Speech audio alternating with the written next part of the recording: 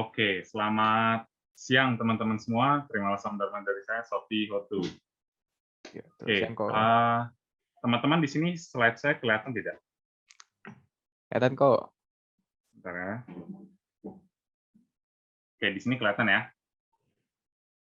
Oke, sebelumnya terima kasih kepada teman-teman yang sudah hadir di kebaktian hari ini, dan juga kepada Saudara Pepin yang telah mengundang saya untuk sharing pada hari ini.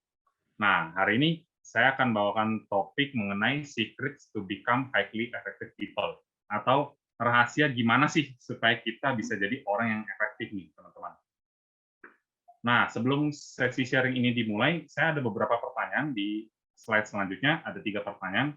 Kita diskusi dulu ya, teman-teman. Oke.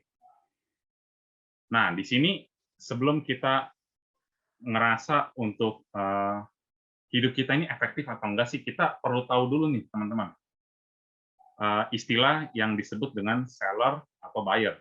Nah, seller dan buyer ini saya pakai untuk memudahkan teman-teman mengerti nih, bahwa setiap aktivitas kita itu sebenarnya ada terkait dua hal ini, atau sering disebut permintaan atau penawaran. Misalkan seperti ketika kita mau makan nih, mama kita tanya ke kita, "Vin, mau makan apa?"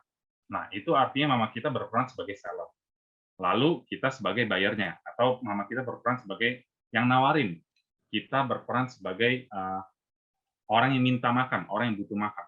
Nah, di setiap kehidupan kita itu, kita membutuhkan dua hal ini, yaitu seller buyer, demand supply. Jadi, aktivitas kita efektif atau enggak itu berdasarkan dua hal ini, buyer, seller, atau demand and supply. Nah, berikutnya adalah ketika dunia udah beralih ke digital. Teman-teman di sini tahu ya, beberapa fitur-fitur dari offline ke online udah mulai berjalan seiring perkembangan zaman 5 tahun terakhir ini. Nah, seiring dengan perubahan-perubahan yang terjadi, kita kadang suka lupa nih, wah, dulu yang biasanya mama kita suruh kita beli gula nih, misalnya di warung. Nah, sekarang mungkin kalau mama kita suruh kita beli gula nih, ya udah kita tinggal pesan di Tokopedia atau di Shopee. Nah, cara kita untuk bertindak, cara kita untuk mengerjakan sesuatu berubah ketika digitalisasi ini mulai muncul. Nah, artinya hidup kita yang menurut kita efektif bisa juga terjadi perubahan. Jadi kita harus sadar dulu bahwa ada perubahan yang terjadi di eksternal, sehingga kita harus evaluasi lagi nih, hidup kita itu udah efektif atau belum nih, teman-teman. Nah, di sini kalian pernah lihat gambar ini nggak, teman-teman? Di sini ada siapa ya? Sherlyn, Yukai, Pepin, Anton Robin, Tante Violi, Eli, Brigita, Hansen, Florencia. Ada yang pernah lihat nggak gambar ini? Kalau ada, boleh tolong tulis di chat.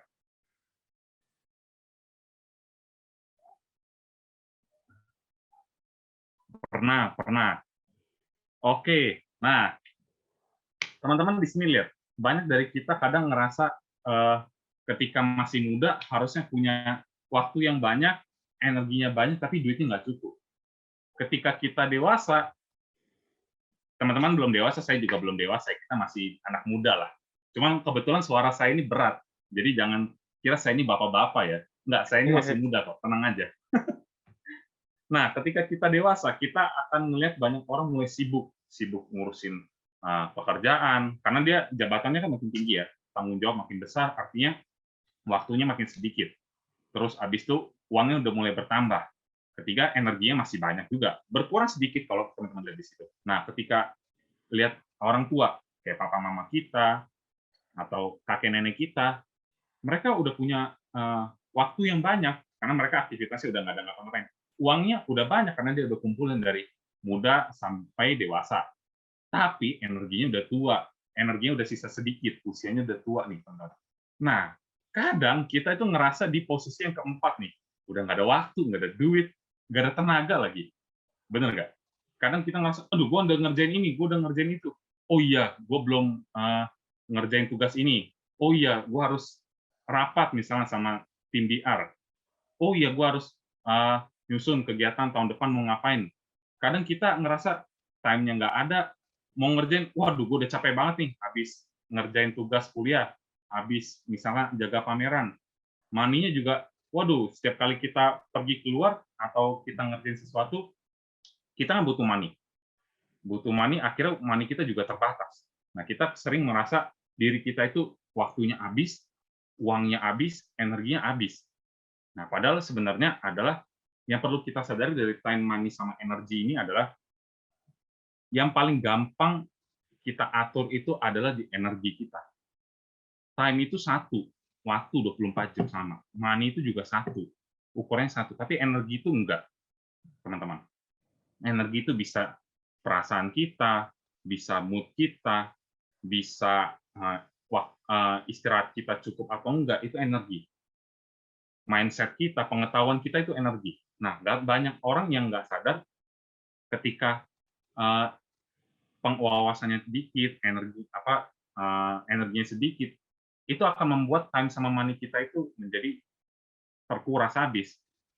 Nah, maka dari itu ketika 3 hal tersebut yang saya alami ini menjadi masalah, maka saya simpulkan bahwa hidup itu harus efektif. Caranya gimana? Caranya kita ngatur nih 3 hal ini, time, money, sama energi. Ketika kita diam, kita ngerasa kita nggak punya uang, tapi energi kita banyak, waktu kita banyak. Kita konversi, kita potong. Kalau kalian lihat di yang ini, tabel money, bar money-nya ini kan kecil ya. Kita tambah sekitar 20-30%. Gimana cara tambahnya? Kita isi energi kita. Isi energi bisa nambah wawasan, bisa belajar sama orang, bisa magang dulu. Nah, dengan kita isi money kita, waktu kita kan pasti berkurang karena kan kita ada aktivitas ya. Energi kita juga pasti berkurang karena kita untuk menambah money kita. Tapi dengan ketika kita udah mempunyai money bertambah nggak selalu mengandalkan time dan energi. Kalian harus sadar ya. Money bertambah nggak harus mengandalkan time dan energi. Money bertambah bisa dengan money juga. Contohnya ketika kita nabung, kita dapat bunga dari tabungan, bunganya kita bisa pakai. Nah, sampai kadang sering disebut kalau teman-teman lihat di sosmed, itu financial freedom.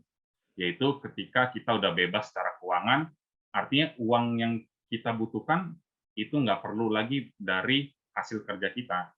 Hanya cukup dari bunga tabungan, bunga investasi, deposito, dan lain sebagainya lah. Nah, jadi yang perlu difokuskan itu bagi teman-teman dan saya juga adalah di energi. Karena energi ini banyak, komponennya banyak. Nah, kurang lebih itu nih, teman-teman. Oke. Next. Nah, ada yang kenal nggak ini siapa? Ini ada yang bisa tebak? Ini yang suka podcast yang 5, 4, 3, 2, 1. Close the door. Kayaknya bukan ya. Beda ya. Ya, ini adalah Stephen R. Covey atau penulis buku yang sangat terkenal, yaitu mengenai 7 Habits of Highly Effective People.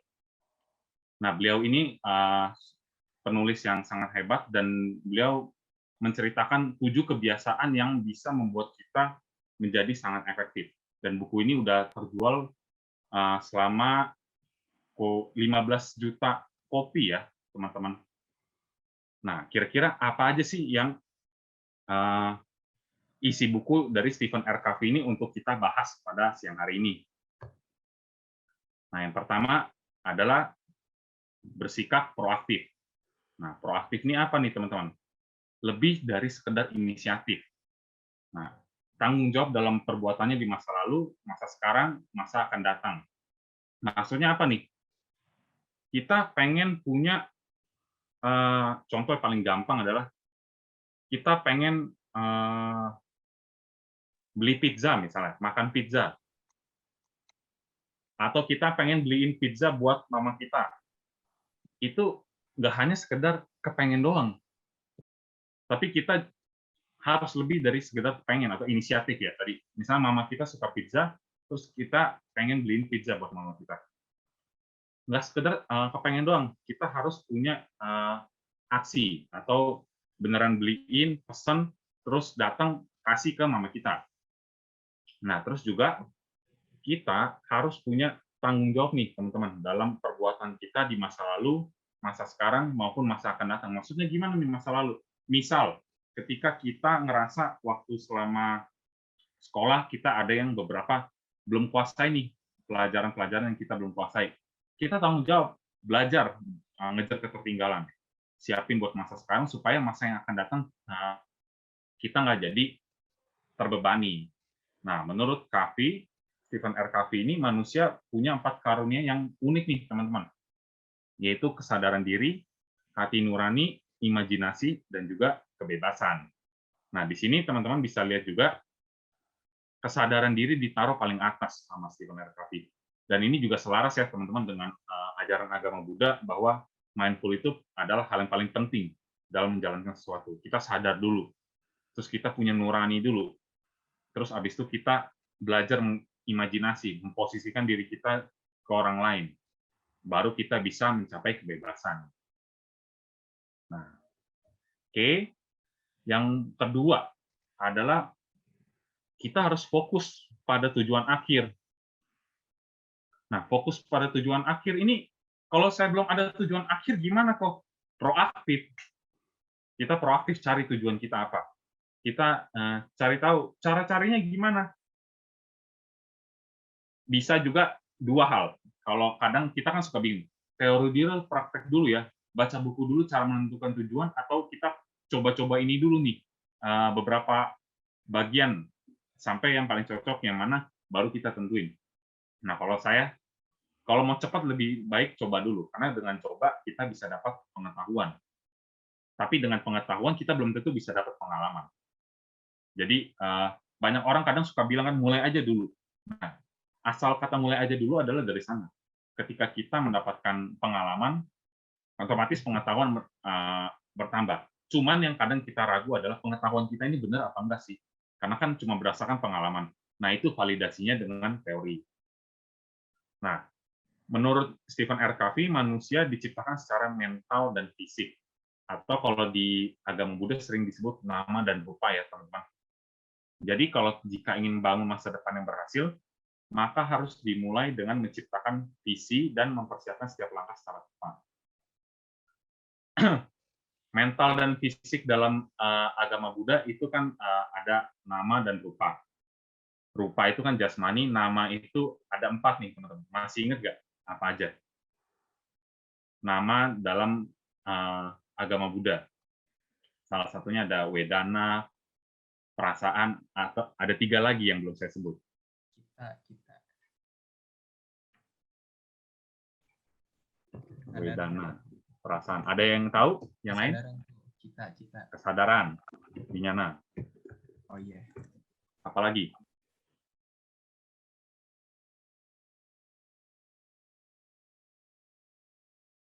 Cita, bukan.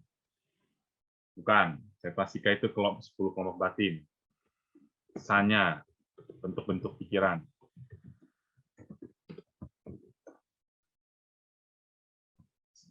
Sanya pencerapan. Persepsi, sorry. Sama sangkara. Itu bentuk-bentuk pikiran. Nah, ini adalah nama dan rupa yang dijelaskan dalam agama Buddha. Nah, si Stephen R. Covey juga ternyata menyadari hal itu, cuman mereka nggak sekompleks dalam agama Buddha ya, teman-teman. Oke. Berikutnya adalah ketika kita berusaha untuk mendahulukan yang utama, atau kita melakukan yang sering disebut prioritas. Teman-teman tadi ngeliat kan bar time, money, energy. Di situ sering disebut bahwa gue nggak punya waktu nih, atau gue kehabisan tenaga nih. Nah, itu sering terjadi kehabisan waktu dan energi karena kita nggak tahu skala prioritas kita yang mana. Kita nggak tahu yang mana harus kerjain duluan, kita nggak tahu mana bedanya yang penting dan mana yang bedanya mendesak atau urgent. Nah, kadang kita sulit untuk membedakan itu. Mana yang penting dan urgent, penting doang tapi nggak urgent, urgent doang tapi nggak penting, atau nggak urgent dan nggak penting gitu. kita kadang malah sering fokus ke yang nggak urgent dan nggak penting. Contoh misalnya seperti ketika kita tahu kita lagi ada rapat jam 10, kita malah jam 9.15 masih main handphone. Atau kadang kita harusnya ada persiapan untuk presentasi setiap koordinator, kita belum siapin. Nah, itu yang membedakan adalah kita nggak mendahulukan yang utama yang dikerjain. Akhirnya ketika ditanya, kok belum selesai? Iya, gue sibuk. Benar, sering banget ya kita dengar. Kalau sekarang enggak coba. Sering banget kita dengar bahwa wah gue sibuk, wah gue nggak sempat ngerjain. Nah sebenarnya kalau kenapa banyak yang bilang begitu terus ketika ditanya lu sibuk apa, gak ada yang berani jelasin. Nah itu karena kita nggak mengakui diri kita main sosmed, kita tinggalin pekerjaan, kita ninggalin tanggung jawab. Nah makanya kita dalam Stephen R. Covey ini beliau menyebutkan mendahulukan yang utama. Kita tentuin dulu skala prioritas, yaitu mengorganisasikan dan melaksanakan apa yang paling penting dan yang paling urgent. Prinsipnya itu hal sekunder nggak didahulukan, hal-hal utama nggak dikebelakangkan. Kalau saya ngomong kecepatan, tolong di-remind ya teman-teman, karena saya kadang suka nggak sadar nih. Oke. Nah, berikutnya poin keempat itu adalah berpikir menang-menang atau win-win. Kita sering dengar istilah win-win solution. Nah, win-win solution itu bisa didapat dengan cara apa gitu loh. Kadang orang yang udahlah kita pakailah solusi win-win aja. Solusi win-win gimana? Lu untung, gue untung. Caranya gimana? Lu berani ambil tindakan. Kalau salah, lu nggak usah komplain. Gitu. Nah itu yang disebut win-win solution. Lu berani bertindak, tapi kalau ada sesuatu yang salah atau nggak sempurna, lu jangan komplain. Keberaniannya tinggi, toleransinya juga tinggi. Itu yang disebut dengan win-win solution. Nah, saling menghormati dalam semua interaksi ya, teman-teman. Jadi kita kerjasama, contoh misalnya saya kerjasama dengan Pepin. Saya bilang, Pin, lu ngerjain nomor 1 sama 2, gue kerjain nomor 3 sama 4 ya. Pada saat ketika ngerjain, kalau saya minta Pepin nggak kerjain, dia nggak punya keberanian untuk kerjain, bisa nggak selesai? Nggak bisa. Tapi kalau Pepin kerjain terus abis itu ada salah, saya kritik dia, hubungan saya sama Pepin rusak nggak? Rusak. Misalnya saya marahin, Pin, kok lu bisa salah sih? Nah itu, jadi ketika kita nggak punya, berani aja nggak cukup, toleransi doang nggak cukup, dua-duanya harus dipadukan supaya kita bisa mendapatkan win-win solution ini, teman-teman.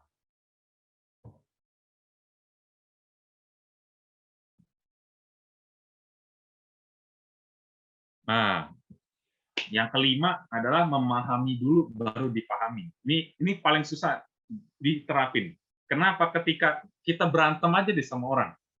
Orang tuh misalnya ngomongin kita, wah lu tuh kurang ajar, lu tuh nggak bertanggung jawab, lu nyebelin, lu rese misalkan. Kita langsung mikir, waduh apa-apaan nih. Kadang kita nggak terbiasa untuk ngendalin emosi kita. Nah, gimana cara ngelatihnya? Bukan dengan cara kita minta diomelin terus ya, enggak. Jadi setiap diomelin kita nyadar gitu loh. Wah, dia lagi marah nih. Dia ngatain gua nggak bertanggung jawab, nyebelin, rese misalkan. Dengerin dulu, dia kenapa begini? Pahamin dulu dia kenapa begini. Mungkin aja dia habis diomelin sama bosnya, gara-gara kerjanya nggak beres.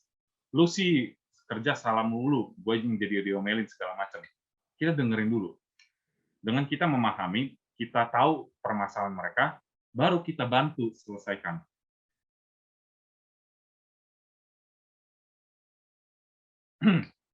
Berpikir untuk mencapai keuntungan bersama dengan sikap saling menghormati dalam semua interaksi. Nah, itu yang tadi saya bilang. Jadi kita tahu kondisi di mana ketika kita berantem sama orang, kita bisa apa ya istilahnya ya, bisa selesai dengan cepat atau ada disebut dengan efektif. Percuma misalnya dia marahin kita terus kita marahin dia balik ya. Toh ujung-ujungnya berantemnya jadi lebih lama. Kenapa nggak ketika dia lagi marah kita diemin dulu. Begitu dia udah nggak marah baru kita yang ngomong. Kan jadinya selesai masalah baik-baik, terus habis itu hubungannya nggak rusak.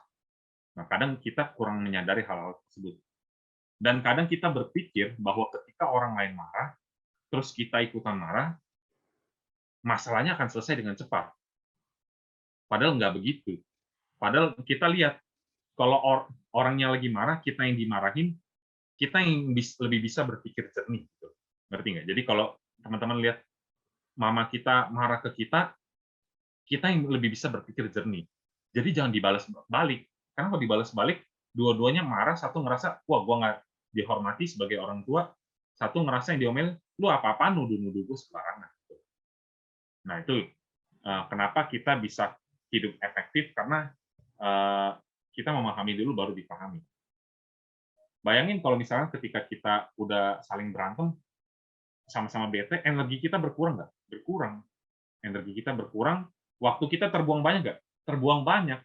Yang tadinya kita bisa buat ngerjain kerjaan, magang misalnya, atau ngerjain kerjaan kantor, jadi mikirin, aduh gua kesel nih sama Pepin misalnya, dia rese nih, dia ngatain gua nggak bertanggung jawab, dia ngatain gua telat melulu misalkan.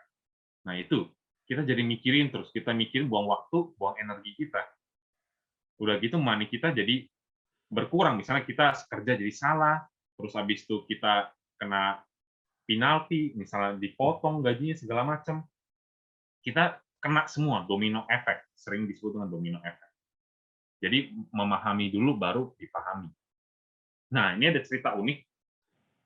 Saya waktu itu tahun 2014, sekitar 7 tahun lalu ya, saya ikut retret remaja Buddhis di Ciawi. Itu pembicaranya adalah Suhu Nengsiu. Kalau kalian tahu Mudita Center yang di Sunter, itu wiharanya beliau. Nah, saya waktu itu ngikut retretnya dia, saya cuma punya satu tujuan nih, teman-teman. Dulu saya tuh kan kalau tidur emang kadang suka ada nyamuk ya. Maksudnya kita tahu lah, biasa kalau di kamar kalau nggak dibersihin setiap hari, 2-3 hari sekali kan karena suka ada nyamuk. Ketika ada nyamuk datang, saya tuh kadang suka emosinya tinggi banget. Kenapa? Karena saya paling nggak suka suara nyamuk gitu. Nying, nying. Terus habis itu saya ngerasa setiap kali ada nyamuk, saya tepuk, pak, pak. Udah tangan saya sakit, muka saya sakit, yang kadang kena tepuk, telinga saya sakit. Nah, terus kadang saya ngerasa, wah, gue nggak bisa kayak gini terus. Nanti yang ada kalau gue kesel sama orang, gue gampar orang itu. Maksudnya kan kebiasaan kan. Maksudnya kebiasaan ketika kita emosi itu, kita ngerasa, gue harus selesai dengan cara tindakan fisik gitu. Nah, akhirnya saya sadar bahwa ini kebiasaan nggak akan bagus nih. Pada saat itu saya masih usia berapa ya? 14, berarti 16 tahun. Saya ngerasa ini kebiasaan nggak bakalan bagus. Ya udah, akhirnya saya coba bertekad waktu itu, dari retret nih gue mau, setelah ikut retret gue nggak mau bunuh nyamuk lagi gitu. Jadi saya berusaha memahami diri saya dulu. Masalahnya apa? Jangan minta orang lain, ya gue kan orangnya begini, lu harus terima dong. Gue apa adanya, ya nggak bisa. Kita yang harus pahami dulu diri kita kayak gimana. Nah, akhirnya saya memutuskan untuk habis pulang retret ini 2014, saya bisa untuk nggak bunuh nyamuk lagi. Dicoba tuh seminggu sebelumnya kalau ada nyamuk, dari yang biasanya saya mukul, saya cuma giniin, habis itu lama-lama terbiasa, dan akhirnya sampai sekarang kalau ada nyamuk ya saya cuek aja. Nah, jadi banyak beberapa latihan yang kalian harus atasin permasalahan diri kalian, kayak misalnya sebel sama nyamuk, atau takut sama kecoa lah, misalnya kalau yang takut sama kecoa, kalian bereskan dengan cara bertekad bahwa gue nggak boleh kayak gini terus. Gue nggak boleh terus-terusan bunuh nyamuk terus. Gue nggak boleh terus-terusan takut sama kecoa terus. Nah, itu akan membuat kalian bisa memahami diri kalian, terus baru bisa dipahami sama orang lain. Nah, berikutnya ini retret 2015. Saya suka banget quotes-nya, itu adalah good sila, good karma, good life. Nah, dengan kita memahami diri kita, dengan kita berbuat baik, karma baik kita dapatkan, otomatis hidup kita pasti akan baik. Otomatis energi kita akan baik. Dengan energi kita baik, waktu kita yang dipakai juga baik. Dengan waktu yang dipakai baik, money kita yang didapat juga pasti baik. Nah, itu teman-teman. Jadi,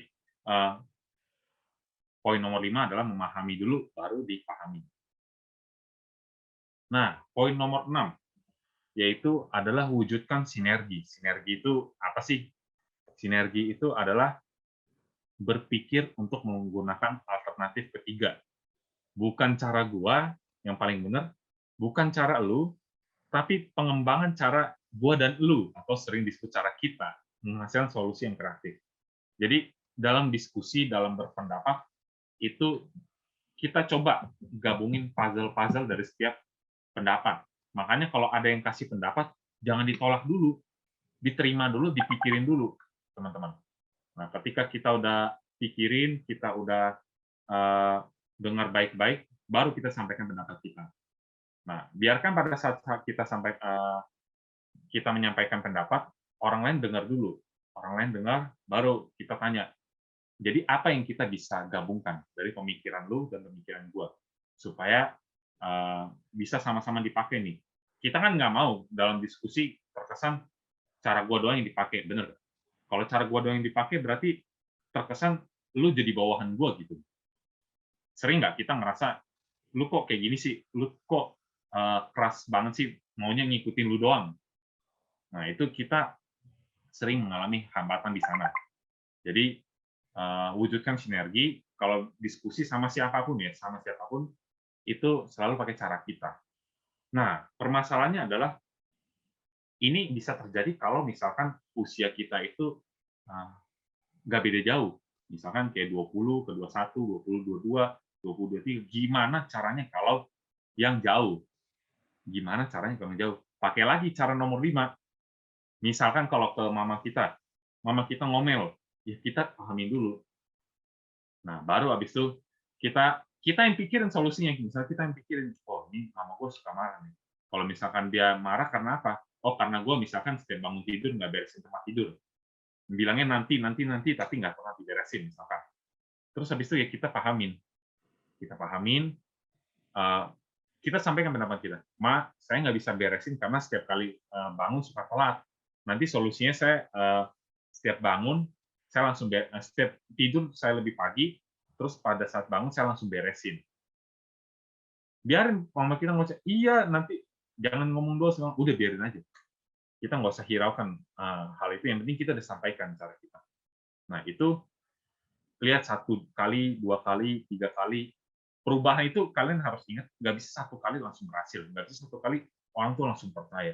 Trust itu butuh waktu. Makanya kenapa kalau udah kehilangan trust, mau bangun lagi itu agak susah. Oke? Nah, yang terakhir adalah kita ngasah nih gergaji. Mereka Stephen R. Covey menyebut mengasah gergaji atau perbaiki diri terus-menerus. Yaitu kita punya fisik, kita punya sosial atau emosional, kita punya mental, dan juga kita punya pikiran.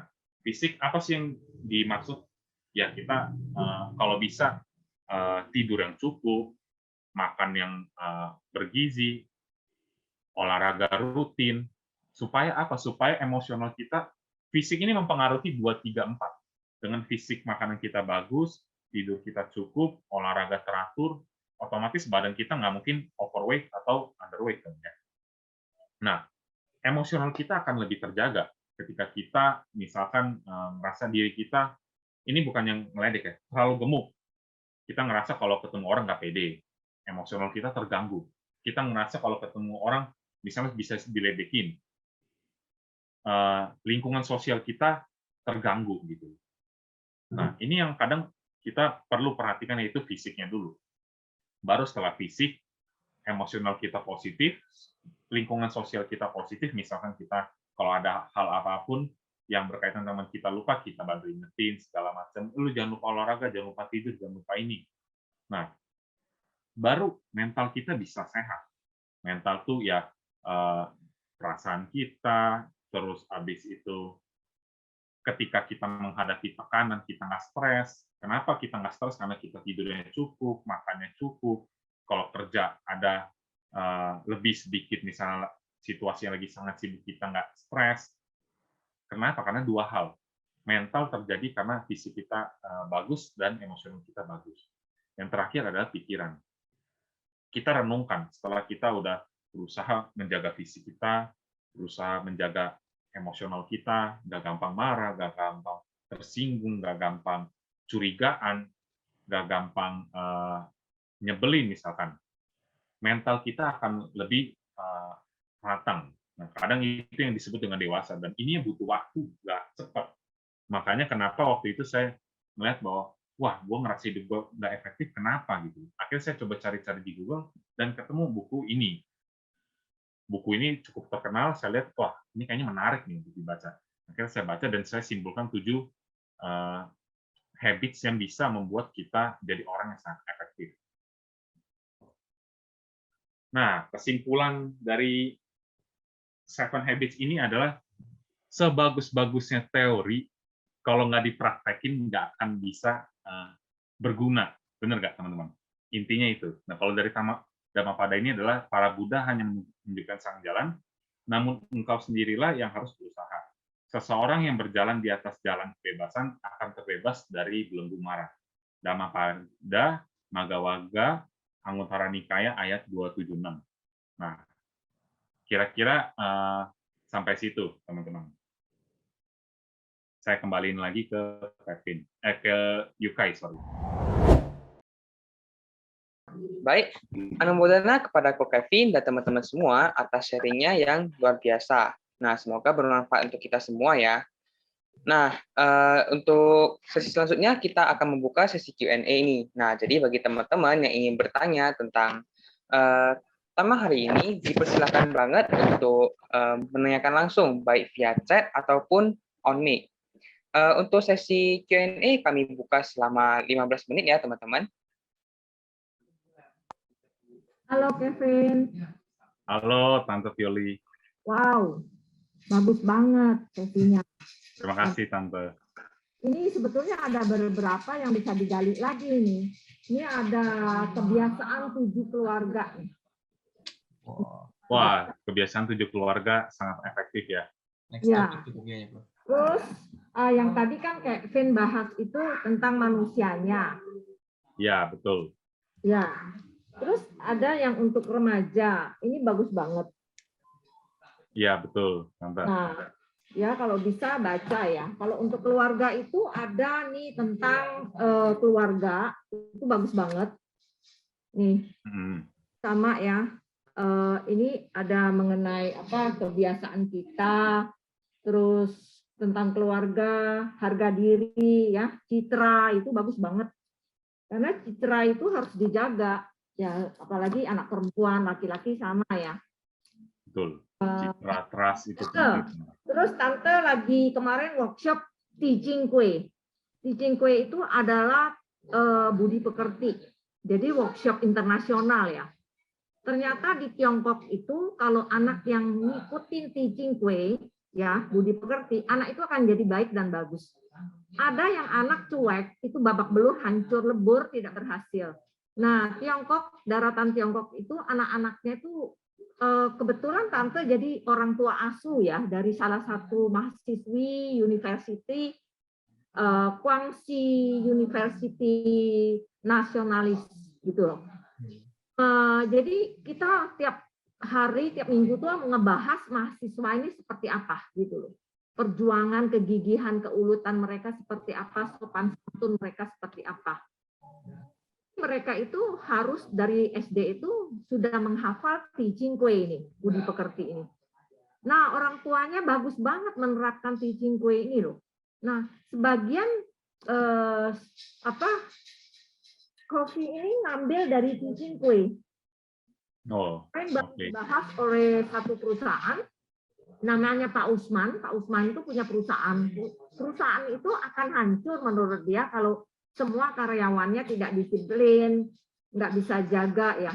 Nah kemarin dibahas itu sejak dia sebelum pensiun dia rapiin perusahaan dia karena dia mau regenerasi kepada anaknya.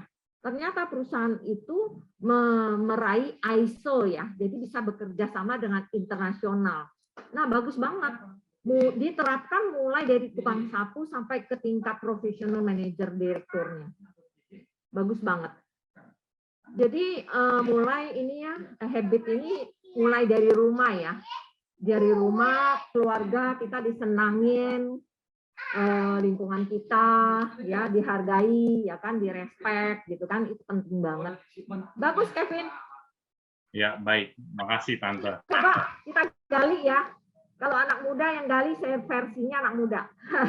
Wah, kalau keluarga kayaknya Tante Violi cocok nih. Bisa. Gitu ya. Ya, belum kan, tapi kan menjelang semua milenial itu akan menuju ke keluarga kan. Betul. Itu kalau di Cungko itu ternyata anak-anak itu sudah dipersiapkan dari SD, dari TK, SD, SMP, SMA sampai university. Nah, satu pelajaran teaching kue wajib. Bagus banget. Jadi kita juga khawatir ya, kadang-kadang anak-anak Tiongkok atau mana itu takutnya mereka liar atau apa, tinggal di asrama gitu kan. Ternyata mereka tuh sopan-sopan, tahu gitu kan, di asrama, tinggal di asrama itu seperti apa, jam berapa itu anak perempuan, laki-laki itu dipisah. Jadi nggak boleh disatukan. Biarpun pacaran aja nggak boleh kemarin bahas. Karena kenapa? Orang tua menitipkan ke para dosen dan apa ini nggak boleh gitu. Karena kan menyangkut dengan harga diri gitu. Bagus banget workshopnya. Jadi kita workshopnya tuh 3 kali pertemuan setiap hari Sabtu. Masih ada 1 sesi. Jadi kita gabung. Ya, oke. Selamat Q&A. Oke, baik Tante, makasih. Ya, good. Oke, Vin, mau nanya. Oke, Vin, silakan Vin. Wah, ini kalau teman-teman yang mau tanya lagi juga, ini ya, boleh banget sampein berpendapat ya. Gini kok, kan tadi kan ada yang bagian sinergi kan kok, dimana kalau ada problem atau kayak ada pendapat beda gitu, kalau bisa diincorporate nih supaya bikin satu solusi yang win-win gitu kan ya kok ya. Iya. Itu gimana kalau seandainya pendapatnya nih kayak nggak sesuai sama tujuan dari diskusinya. Misalnya contoh yang paling nyata yang bisa gue pikirin sih ini kok, kalau rapat acara nih gitu kan, terus di rapat nih tujuannya misalnya gue pengen bikin acaranya tuh nggak yang meriah-meriah banget, yang casual aja. Adalah satu orang nih sampein kita undang ini aja nih, yang bikin tuh yang beda, idenya beda dari tujuannya kok. Jadi dia bikin supaya acaranya jadi meriah. Kan itu kan tetap pendapat yang harus kita incorporate kok. Cuman dari segi tujuan kita di diskusi itu kan lu tuh salah gitu istilahnya kan. Itu gimana cara nyampeinnya lu tuh salah, cuman nggak yang gimana-gimana. Atau mungkin malah solusinya bukan disampaikan dia salah. Mungkin ada solusi lain, nah itu menurut kok gimana kok? Atau yang lain gimana? Ya, dalam bikin event itu ada 2 ya. Ada yang people oriented, ada yang goal oriented. Nah, banyak banget orang yang kadang kita itu ngerasa kalau orang karakternya itu pengen bikin acara yang misalkan suka study lah, dharma class lah. Nah, itu orang-orang yang goal oriented. Kenapa? Karena misalnya ini kan event organisasi Buddhis. Kita bikin acara yang lu tuh harus tahu isi ajaran Buddha itu apa. Ada orang yang bikin acara maunya people oriented. Buddhis itu harus enjoy, Buddhis itu harus fun. Nah, itu orang-orang yang people oriented. Nah, kadang kita kacamatanya ini harus tahu dulu. Makanya kalau nomor 6 nggak bisa bersinergi, pahamin dulu. Oke, pakai lagi nomor 5. Dia ini orangnya apa? Dia ini ngeliat orientasinya kemana? Oh, dia ini pengen supaya misalkan umatnya senang dulu nih, baru belajar sutta misalkan. Sebelum misalnya bikin dharma class atau sutta class, kita bikin dulu acara heboh-heboh, misalkan barbecue bareng sama pengurus sama umat. Happy dulu dong, people-nya ditarik dulu dong. Nah, baru habis itu kita belajar nih, lu jangan hidup happy-happy aja. Lu juga harus bisa nentuin goal lu apa di agama Buddha. Misalnya contohnya paling gampang gitu. Dari situ kita lihat nih, kita udah sampaikan pendapat Pepin, misalnya Pepin udah sampaikan pendapat Pepin, orang lain tetap kekeh nih. Nah, kalian berdua temuin satu orang yang lebih senior dari kalian berdua. Contoh misalkan kalau di Buddhist Ribbon pembinanya Tante Violi ya kalau nggak salah. Nah, tanya Tante Violi, kira-kira mana yang terbaik untuk dijalankan dulu? People dulu atau goal dulu? Sometimes situasinya beda-beda. Kadang kalau misalkan kayak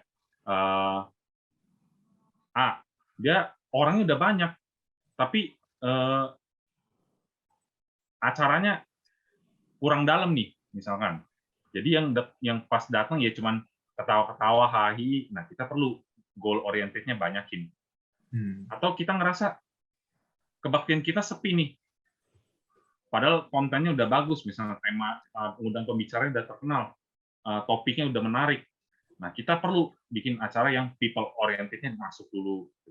People oriented nggak harus berkaitan dengan umat ya, bisa juga dengan pengurus. Nah, dengan pengurus, ketika misalnya kita pengurus bisa kerja sama dengan baik, event apapun baik people oriented maupun goal oriented akan mudah dijalankan. Jadi kita kalau kita yang duluan lebih sadar, kita ngerasa orang ini salah dan dia nggak sadar dia salah, kita dulu yang ngalah. Artinya kita lebih dewasa, artinya kita maju secara pemikiran gitu. Nanti baru kasih tahu nih, lu tuh harusnya lain kali jangan ngomong kayak gini terus misalnya. Gue juga dong pengen misalnya bikin event yang kayak gini. Nanti baru kita kasih tahu, oh iya gue kadang sorry nih gue nggak nyadar pas lagi ngomong gitu. Jadi kita pahami dulu kalau nomor 6 nggak nyampe, nomor 5 dipakai dulu. Gitu, Vin. Nangkep. Thank you, kok. Nah, kalau ngomong-ngomong soal pertanyaan ya, ini saya juga kalau kadang ngurus di wihara saya suka nggak berani nanya. Padahal sebenarnya nanya itu paling gampang. Yang bikin orang nggak berani nanya adalah stereotip orang nanya itu. Nanya dianggap nggak tahu, nanya dianggap bodoh, nanya dianggap nggak ngerti. Padahal enggak, nanya bisa aja ngerti, tapi step berikutnya nggak tahu gitu. Nah, mungkin kalau teman-teman yang bingung mau nanya, kalian bisa pakai 3 hal ini ya. Ada teknik namanya nanya ketika kalian udah tahu jawabannya. Itu paling gampang. Misalnya kalian nanya, kok kalau misalkan saya begini, saya harus gimana ya? Kalian udah tahu jawabannya sebenarnya. Cuma kalian pengen tahu pendapat saya gimana. Itu paling gampang. Kedua, kalian nanya sesuatu yang nggak terduga gitu loh. Bisa aja misalnya topiknya soal efektif. Kalian tanya soal efisien gimana kok? Nah, itu bisa. Maksudnya yang nggak berkaitan. Itu akan membuat diskusi jadi lebih panjang. Yang ketiga, kalian tanya terus. Kok habis ini ngapain? Kok misalnya udah nanya satu pertanyaan, nanya lagi. Nah, itu teknik-teknik pertanyaan yang kalian bisa pakai. Tanya yang udah tahu, tanya yang di luar topik, sama tanya terus. Ini siapa yang bilang? Kevin banget tuh. Iya, saya suka nanyain Elis. Saya udah tahu saya nanya gitu. Pura-pura nggak tahu. Yuk, ada mau nanya lagi nggak, yuk? Oke. Iya kok. Oh ini. Halo, Dharma ya? Iya kok. Iya. Jadi yang tadi Tante Violi sampaikan juga saya setuju kok.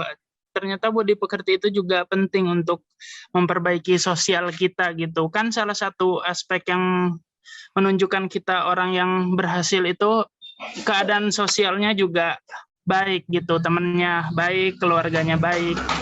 Makanya budi pekerti menurut saya juga sangat penting kok budi pekerti. Ya, betul. Ya, terima kasih Dharma. Setuju banget nih.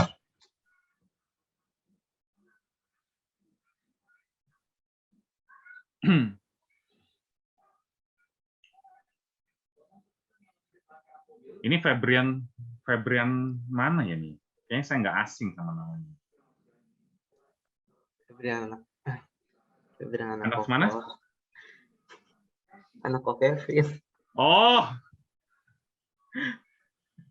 Febrian Hadinata, ini umat wihara saya nih.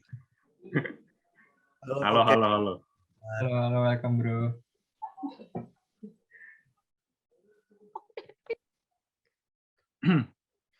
Brigita, Hanson. Iko kayaknya ada yang mau disampaikan tuh Iko. Iko. Oke.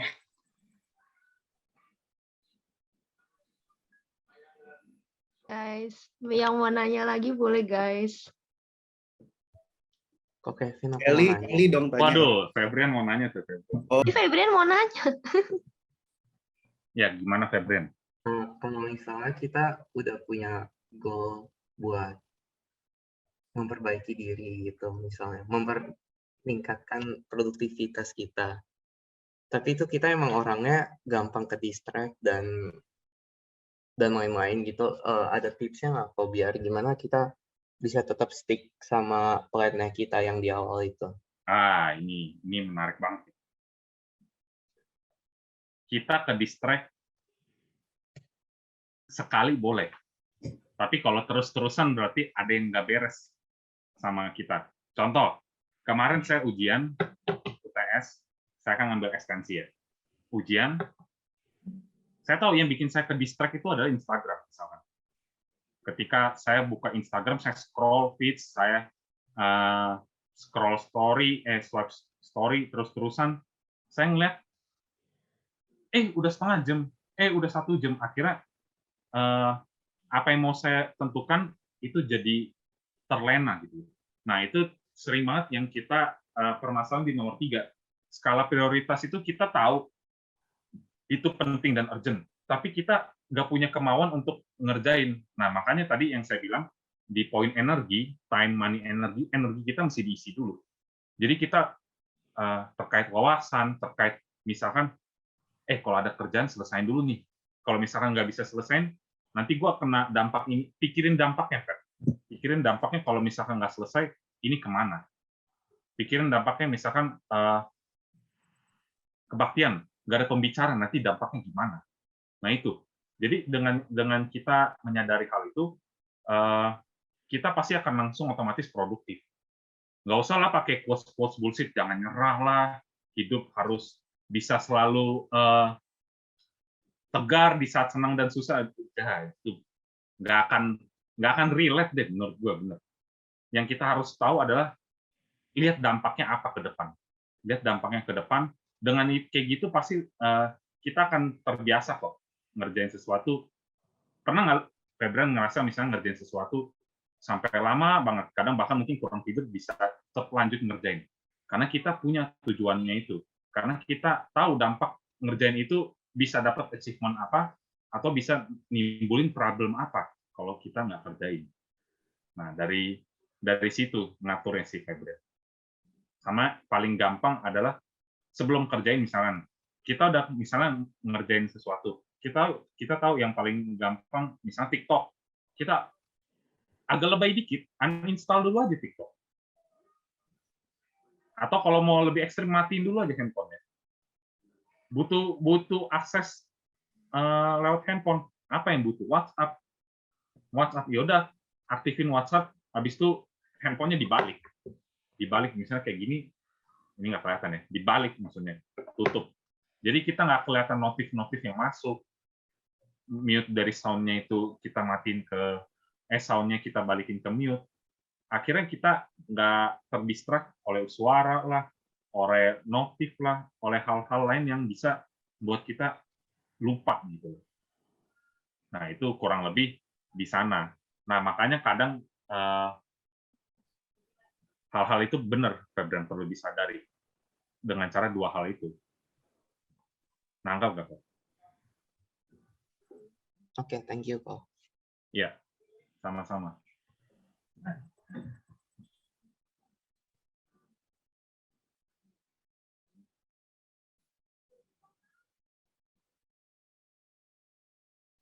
Hansen Gianto ini, Hansen nih. Ini keren nih Hansen nih. Saya waktu itu DM dia ketemu CEO-nya Ternak Uang.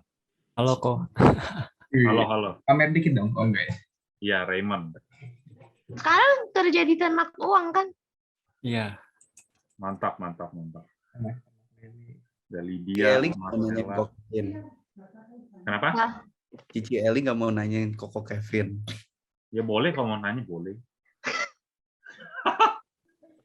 Jadi ini kenapa kamu nggak nyamuk lagi gitu deh. Waduh. Udah sering tanya dia sampai bingung mau nanya apa. Waduh, iya. Kita tuh kalau telepon udah kayak podcast. Boleh tuh kayaknya ntar masukin ke podcast biar. Han, Evelyn. Oh, aku mau nanya kok. Ya, gimana? Kok menurut Koko Kevin sebuah hubungan yang baik dalam agama Buddha itu apa kok? Nggak ada hubungan. Wah, nah itu benar. Itu pertanyaan yang nomor 2. Hubungan yang baik dalam agama Buddha. Di sini ke situ tuh. Waduh.